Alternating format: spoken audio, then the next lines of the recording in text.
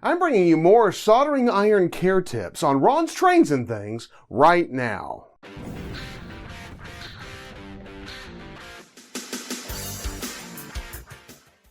Hi, I'm Ron of Ron's Trains and Things, and if you'd like to see more model railroad tips, tools, and techniques, then be sure and subscribe down below and click that little bell icon so you can catch future videos.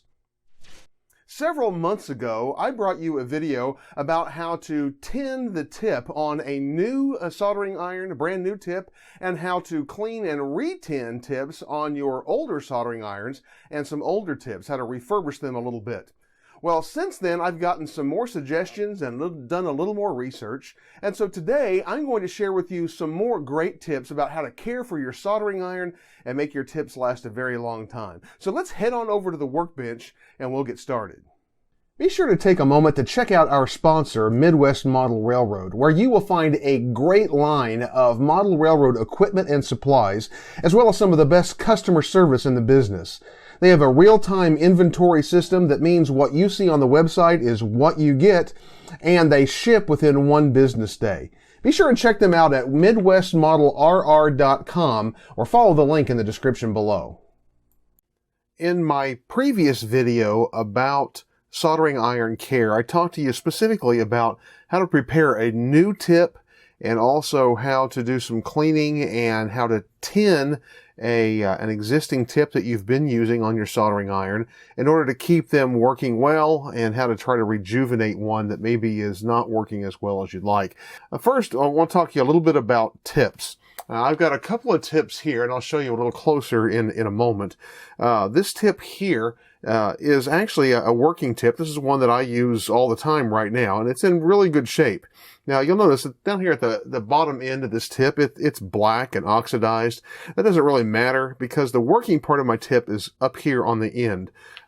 This conical tip from somewhere below the cone all the way up through the cone to the very point of the tip.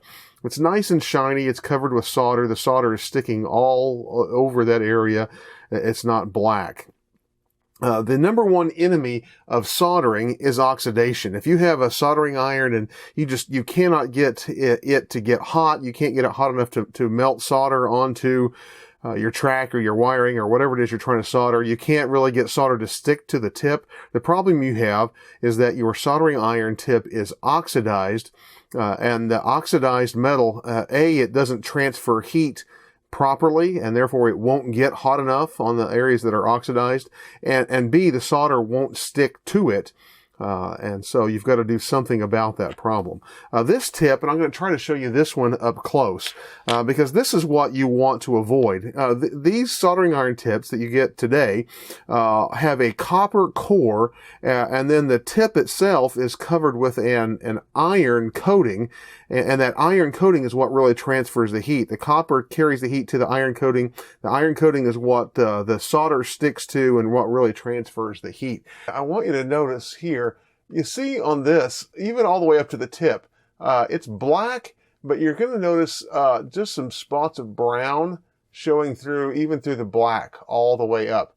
What that brown is that is the copper, which is the core of the tip, and the iron coating is completely worn away, so that the copper is showing through. That means this is a tip that is completely ruined. It's completely gone. They're not going to restore this tip. If it was just black, there's probably some things we could do with that. We might be able to work with it. In fact, we're going to work with one that is kind of that way in just a few moments. But this one is shot. I talked to you in the previous video about various ways of cleaning soldering iron tips. I want to expound on that just a little bit more, and I'm also going to show you at least one other way to clean a tip that might be starting to go bad that will really help. Last time I showed you a brass sponge, or what someone would refer to as a dry cleaning, and this is great for a soldering iron tip that is in good shape to help keep it in good shape. So whenever you're soldering and you're getting some solder, you're getting some flux on your tip, you make a solder joint. Whenever you're done, you come into your dry cleaning station or your brass sponge, and you just dip it in and twist it a couple of times, and that will for a well-tinned tip, that will take the any oxidation, any contaminants, whatever, off. Just a couple of dips and a dip and a twist a couple of times is all you need. You're not trying to sand on it, because this is for a tip that's in pretty good shape. The next thing I showed you is a wet method, or using a damp sponge. Now, this is a sponge that actually came with my soldering station.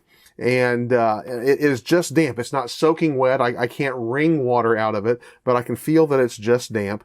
And we can use this to clean off our soldering tip. If it's starting to get some more contaminants, if maybe the dry cleaning method isn't quite doing the job, we can come to the sponge, which will help us clean the tip a little further. Now, if you have a sponge with your soldering station, you may have a sponge that looks like this. And I'm going to tell you, this is not what you want to use. Again, this is the sponge that came with my soldering station, but you notice all this black. That is oxidation and contaminants that have been wiped off of my soldering tip onto this sponge the last time that I used it. If I keep using the sponge like this, instead of cleaning it off, I'm actually going to be picking up more contaminants and oxidation on my tip, and it's actually going to cause my tip to have more problems rather than less. So I want a clean sponge. Now, I can wash this sponge. I can take it in with maybe some mild soap in the sink and just wash it until I get those contaminants out. And then I want to rinse it really, really well, make sure I get all the soap and the contaminants out of it. And honestly, I want to do that with distilled water. And whenever I dampen my sponge, I want to dampen it with distilled water, because most tap water has some hardness, it has some minerals, has some contaminants to it. Even though it's what we drink, it can cause problems with our soldering iron tip, because we're picking up those contaminants. So we want a nice clean sponge. Now, the other side of the sponge is nice and clean. So that's what I would use here.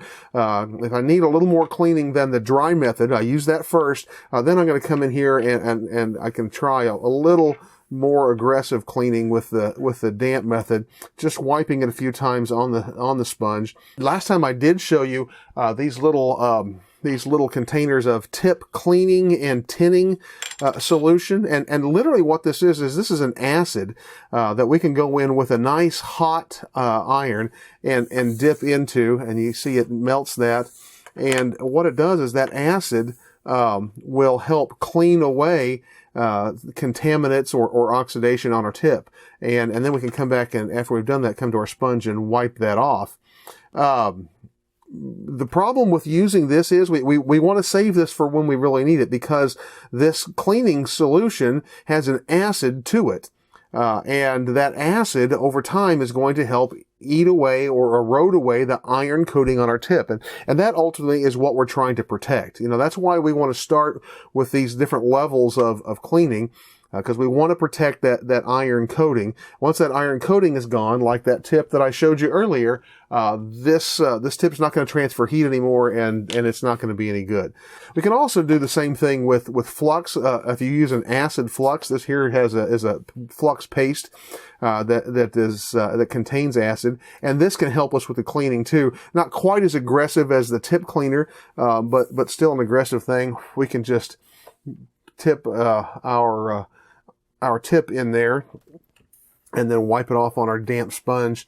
And again, that helps to clean away those contaminants. Now, I don't think I mentioned it before, but I'm going to tell you now. You saw all the smoke that came from the tinning solution, and especially from the flux. You want to do all of this in a well-ventilated area. That smoke that comes up, you want to have something that will pull that away from you. You don't want to be breathing that. Again, this is an acid, so really that smoke that comes off of that is not something you want to be breathing. Even the smoke that comes off of our solder is not something that we want to breathe. And what I'm going to show you today was a suggestion that I wasn't familiar with before I made my previous video, but I had several people suggest it. And this is a little more aggressive type of cleaning that still uses some acid, but also uses a little bit of very basic abrasion as well. And I would use this only on a tip that you're starting to have some problems with. It really has a little oxidation starting to build up and you're wanting to clean it. And that is a sal ammoniac block. The one I've got here, this is a very large block, and this would last me probably 4 lifetimes. I found later you can buy these on Amazon in a smaller version, which would be plenty for, most model railroaders, anybody that's not literally soldering all day, every day for a living. And in fact, the smaller version of the sal ammoniac block is going to be my pick of the week. You'll find it in the description down below. And what this is it literally is solid ammonia. So it is a chemical itself. Now, for the sake of my use, I like keeping this in the box. So I literally just kind of cut the box away so I can use it right in the box. I can just kind of bend it back and use it that way. For the sake of video, I'm going to take it out of here just because it'll be a little easier to see what's going on. What I'm going to do is I'm going to take my tip that's having some trouble. Maybe zoom in just a little more yet. Yeah, that's as far as I can zoom in. So I'm going to take it and I'm going to begin to work this tip, my hot tip, on the top of this block. And I'm going to hold it on there and let it, as it gets hot, you're going to notice it start to make some smoke. And as it does, I'm going to just rub it back and forth. That's going to allow the acid, that ammonia, to coat the tip, and also the little bit of abrasiveness to the block is going to help to take away that oxidation. Now, again, if you're using a chisel type tip, you're going to want to do this on both sides. In my case, I'm using a round conical tip, so I'm rubbing it back and forth and turning it. Then as it gets hot and as we're beginning to make some progress, I'm going to take some solder, and I'm just going to add some solder in there, and it's going to melt right in, and we're going to kind of make a pool of solder right down in that little divot that we're making there. And as the ammonia helps to clean up the tip, we're going to find the solder sticking better and better to that parts of the tip that we're cleaning. You can see now I got a big blob of solder on there, and I don't need to keep all that on there, but it's already done a good job of starting to clean that tip, because I've got solder sticking better than it was before already. I'm going to come in with my wire sponge with my dry method and just take a little bit of that solder off. Now, again, as we said before, we always want to keep our tip nicely tinned, which means we want a nice coat of solder on there, and it should be nice and bright and shiny when it's hot. Sometimes this works very quickly. Sometimes it takes a while to begin to get that oxidation cleaned off. But the sal ammoniac block works really, really well, again, for tips that are starting to have a little bit of problems, starting to build up some oxidation. This is a good way to work it off. The one thing we always want to make sure is right as we're finished with our soldering, we want to come back and make sure that we've got our tip nicely tinned, and run it in there a little bit, and then I can put it back in the station, turn it off, and let it cool down naturally. And that's going to keep my tip in good shape. It's going to keep it working well for a long time, and it will be ready to use very, very quickly the next time I want to do some soldering. Well, I hope those are some tips that will help you make your soldering iron last a very long time, make your tips last a long time, and help you have great results as you solder the things that you need for your model railroad. If you missed the first video where I shared with you some tips about tinning and caring for your soldering iron and tips, then you can find it in a link in the corner of your screen right now. Well, before you go, I hope you'll check out the description down below. There you're going to find my Amazon page and my Amazon pick of the week. And in that pick of the week, you're going to see all of the items that I use in my soldering iron kit. Some of them might be useful to you. You'll also find a link to our sponsor, Midwest Model Railroad, and my promo code for micromark.com, the small tool specialist. It'll save you 10% on regularly priced items at micromark.com. Well, be sure and join me each Tuesday as I bring you more great model railroad videos, and I look forward to seeing you then.